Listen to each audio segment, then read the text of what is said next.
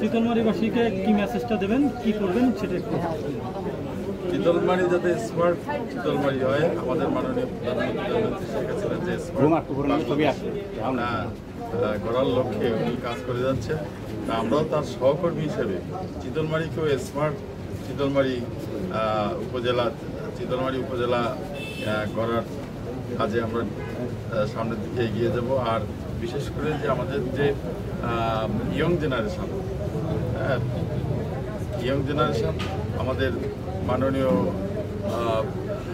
MP, আমাদের এই এলাকার যিনি অভিভাবক, তার নির্দেশনা এবং সার্বিক সহযোগিতায় আমরা যে চিতলমারির যে ইয়ং জেনারেশন তাদের স্বনির্ভর করার লক্ষ্যে আমরা তাদের যে সমস্ত যেভাবে আর কি তাদের করা যায় আর কি আপনার এই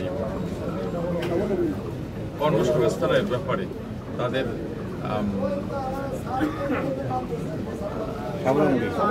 কর্মসংস্থানের সুযোগের পাশাপাশি এখন তো পদ্মা সেতু হয়ে গেছে।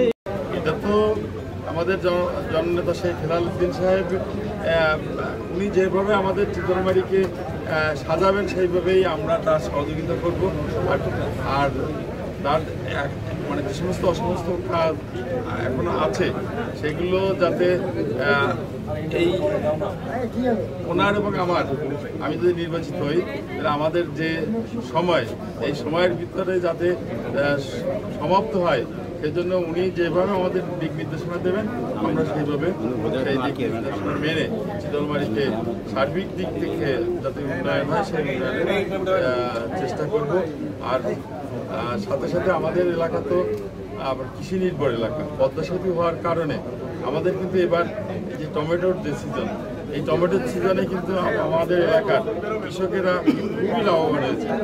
যার কারণে এখন কিন্তু কৃষকরা যদি শশার যেরকম মার্কেট ছিল সেইভাবে যদি এই টমেটোর সিজনে যদি সেই অবস্থা হতো, তাহলে এই সাধারণ যে মানুষ কৃষক যারা, এরা কিন্তু ওই যে একটা কথা আছে যে বিষ কেনার পয়সাও কিন্তু এদের ঘরে থাকতো না।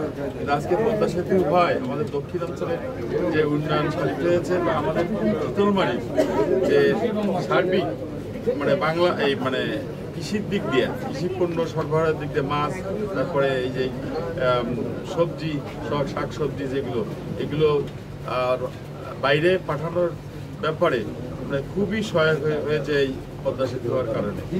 সকলে উপকৃত। একটা বিষয় জানতে চাই, আছে সদরবিধি যে বিষয়গুলো আছে, এই বিষয়গুলো কেন্দ্রীয়ভাবে এবং জেলা আওয়ামী লীগ মনিটরিং করতেছে, এই বিষয়গুলো কেমন দেখছেন?